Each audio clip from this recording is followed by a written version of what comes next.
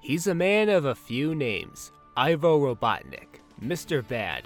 Dr. Eggman has been a staple of the Sonic franchise since day one. Some games get him right, others... Oh my, no. How do you write Eggman in a way that makes him credible rather than a pitiful buffoon? Yeah, he can look goofy and pompous by villain standards, but there is a line. The classic era established how he makes for a perfect baddie for Sonic. The power-hungry villain who complements Sonic's free-spirited attitude. Eggman demolishes nature, invades cities, and built his lifeless mechanical base to start his evil empire. Metaphorically speaking, he's The man! Sonic's a rebellious teen, so yeah, take the fight to the heartless corporate tycoon. When I hear Eggman, I think of that cunning, egotistical scientist who thinks he's light years ahead of everyone else, and loving every minute of it. This guy's so narcissistic, he could make the Riddler blush. He wants his face plastered everywhere, including, no, especially on a Death Star knockoff. I mean, he has armies of robots that look like him. When you see that grin, you know the Doctor is in. As funny or even charming as he is, don't forget that he is the bad guy, enslaving animals to energize his robots, stealing the Master Emerald for supreme power, and dooming Little Planet in a world of misery in the bad future. He's not messing around here. You're too slow! Sonic, if you don't come here, she will die! Sure, he's not terrifying, but he is a genuine threat that needs to be stopped. Sonic Adventure knew this and elevated him. Eggman decides it's time to use an older weapon. Enter the aquatic deity, Chaos. Eggman researches how Chaos destroyed the ancient Echidna tribe and goes for the overkill approach to achieve his dream project, Eggman Land, the ultimate city. For Chaos to be in full power, he needs to absorb all 7 Chaos Emeralds, but for each emerald, he grows stronger, giving us a ticking clock. And throughout this excursion, Eggman has his share of victories, snatching the purple emerald from Tails, using sleeping gas on the two as he takes the white emerald. Hell, the red emerald is the only one he doesn't obtain. He also has sweet moments like when the A carrier flies over Station Square, instructs the E-Series after a merry intro, and pushes Tails into becoming braver. You fool. Away, before I make mincemeat out of you. This scene wouldn't work if he wasn't intimidating enough. More on that later. This game's the first time where he doesn't act like a total villain to the heroes. In the Super Sonic campaign, Eggman's been knocked out by Chaos. Sonic, Knuckles, and Tails stand around him, and he's going straight for Chaos, leaving the 3 behind without fighting them for once. They have a common enemy now, and Eggman uses the A-Carrier to obliterate Perfect Chaos, even though it was unsuccessful. This game is the beginning of a tradition where Eggman is betrayed by a god of destruction. Some would call this cliche, but you know, as long as it looks grand and introduces a good villain, I don't mind. Sonic Adventure presented him as the likable villain we are familiar with and gave us a shred of him being more three-dimensional. Oh, but Sonic Adventure 2 outdoes it in spades. We see him at his most impressive and at his most vulnerable. He finds the diary of his grandfather, Gerald Robotnik. He idolized Gerald and wanted to be recognized as the world's best scientist like him. A major reason why Eggman was so good in SA2 is that he was so involved. It helps that he was a playable character who served a vital role. He takes action, he moves the plot forward, blasting his way through Iron Gate to access Gerald's greatest weapon, Shadow.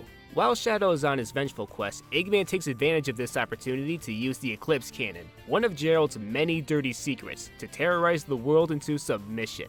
I can't skip the double emerald part. Eggman needs one more emerald to power the cannon. Tails created a phony emerald that can reverse the cannon's power. But guess what? Eggman knows. Let's take care of business first, shall we, Sonic? Hand over the Chaos Emerald, slowly, and then we'll talk about your girlfriend. That is, if you really care for her. Handing over the fake emerald, I can kill 2 birds with 1 stone. Put the emerald down right there and back off.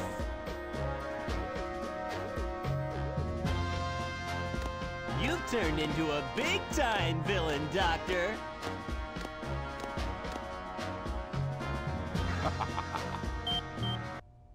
Whoa! You thought you could trick me with that fake emerald, didn't you? So, how did you know it wasn't the real one? Tails! Because you just told me, Fox Boy. He's good. In the end, the cannon's computer triggers a collision course to Earth, prompting him to share Gerald's diary with the rest of the characters, and agrees to cooperate with them in stopping the crash. Eggman's a hero for once. The credit sequence where he's talking with Tails about Gerald, it feels so human of him. As a child, I looked up to my grandfather because of all the great things he accomplished in his life. He was my hero, and I wanted to be a great scientist like him. We can all agree that Eggman was at his best in Sonic Adventure 2. And this is where he peaked. In every game after this, he's either average or... You technically never fight Eggman in Sonic Heroes. Metal Sonic abducted him, causing him to call Team Chaotix to save him, after doing a series of missions that are completely irrelevant because, he wants his poker chips. I'm locked in a room. I can't escape. I'm starving. Can barely breathe. Can you tell us where you might be? Never mind that. I need you to get 50,000 chips at the casino, collect 25 chow in the jungle, and light 500 candles at the haunted mansion first. While you're locked up? You need to prove your worth in saving me first. What? When Metal Sonic upgrades to Metal Overlord, he has this defeatist attitude. Oh, all isn't lost. If only we had the 7 Chaos Emeralds, but alas. I think it'd be more in character of him to access his battleships to at least try to destroy the kaiju. You've got like 1,000,000 battleships, take one and fire the cannon. Shadow the Hedgehog wasted him. After the Black Arms attack, he unleashes his army against both the evil aliens and the human military gun, and his Shadow androids bring Shadow's identity into question. Good concept. What does this game do with that? As little as it could. Fighting the two armies is merely a background element, nothing more. He breaks it to Shadow that he's actually an android, until he pulls a Rise of Skywalker 9 minutes into the final battle and admits that he actually isn't an android. What would he gain from tricking Shadow into thinking he's an android? He doesn't recruit him into his army even when Shadow buys it. Ugh, this game's story. Sonic 06. After talking about this game so much, I noticed that half of the characters are either good or bad. Is Eggman written well like Silver, or misused like Tails? Tails. Eggman's not himself here. The game's realistic approach put a damper on his identity. His build is slimmer, his egg gunners look like robots gun would produce, and his personality is subdued. Have you noticed that he hardly laughs in this game? The rest of the time he's calm and patient, like a 60s Bond villain. You only live twice, Mr. Hulk. His plan is to extract the fiery demigod Iblis from Princess Elise. He never does it. He doesn't even try to do that, despite having multiple chances after kidnapping her so many times. Sure, he brags about harnessing that power to rule the world. What if he managed to get a fraction of Iblis out of Elise and infused it into the Egg Wyvern, transforming it into the Egg Phoenix? That would've been cool! Eggman has high ambitions, wanting to control Solaris, but he never gets close to achieving this goal, and his moments are so minor. He kidnapped Elise! He never gets Iblis out of her. So what? He transported Team Sonic into the apocalyptic future. They get back no problem. Eggman's boring in this game. There's potential to make him a bigger deal, but he never impressed me. Sonic Unleashed was on the right track at first. It promised so much. The opening had him using Supersonic's power to awaken the colossal Dark Gaia, ripping the planet into pieces, and jettisoning the cursed Sonic the Werehog into the fractured Earth. Yes, that's a brilliant way to start him off. What does the rest of the story do with him? We're not telling you anything! That, Doctor, is the result of the power of the Chaos Emeralds, which you discarded along with Sonic. Ergo, another repercussion of your hasty actions. Yes, Dark Gaia, crush this insolent little hedgehog! Kick him to the outer limits of space!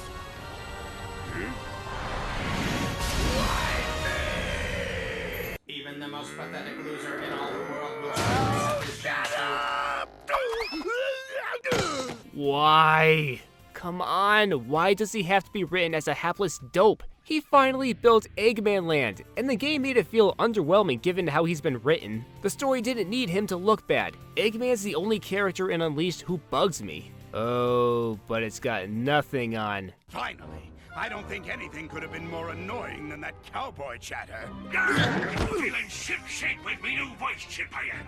Color Zero, what do you want Eggman to be? They start off framing Eggman as a big-time baddie, then backtrack into making him a dumbass comic relief. In Sonic Colors, Eggman builds a massive amusement park to kidnap the alien Wisps and channel their power into a mind control ray. Okay, this is different. He could be good, and he's constantly laughed at by every other character. He laughs so hard it hurts, and he acknowledges that his plans always fail. I remember people saying Colors paid respect to Eggman by making him the final boss instead of a god of destruction, but the way he's been written sucked. You don't have to be the final boss to be a good villain. Look at SA2. Generations introduces him in full late into the story, after the final stage, and he's already whining about losing to Sonic. This is supposed to be the main villain, by the way. He laughs so hard it hurts again, and he talks non-stop. I don't feel pumped for the fight. Lost World presents him as more and less villainous. He uses a conch to force the Deadly Six into serving him, and after they break free, he bickers with Sonic and Tails for the majority of the plot. They're like roommates in a sitcom. Ugh, a sitcom written by Pontef. No thanks. And guess what? He's the final boss again, and it doesn't feel earned. These 3 games have an epilogue where we see Eggman's wacky hijinks post-final boss. Their purpose is to make him look stupid. Sonic Forces doesn't portray him as comic relief, going for the mega villain approach, but the game doesn't stick with it. He beat Sonic and conquered the world. He did it. Why isn't this as big of a deal as it could have been? The world is the same before and after he won. Green Hill Zone doesn't look like Palm Tree Panic Bad Future. We don't see Eggman statues everywhere. Thankfully, Eggman himself isn't written as an idiot, but he never did anything to get a whoa out of me. Not even during the final battle. Rehashing Nega Wisp armor again doesn't help. Eggman was never seen as a threat in this game, so liberating the world from him has little effect. So at the end of the day, Eggman should never be portrayed as another Bowser or King Dedede. He's not a standard reoccurring villain who's out there against the protagonist because he has agendas. He's an intelligent scientist with an intoxicating drive to be viewed as the smartest and most powerful. And when he's like this, all of him needs to be there. Brilliant, egotistical, funny, menacing, 3-dimensional. Tackle all these factors, and Eggman's good to go.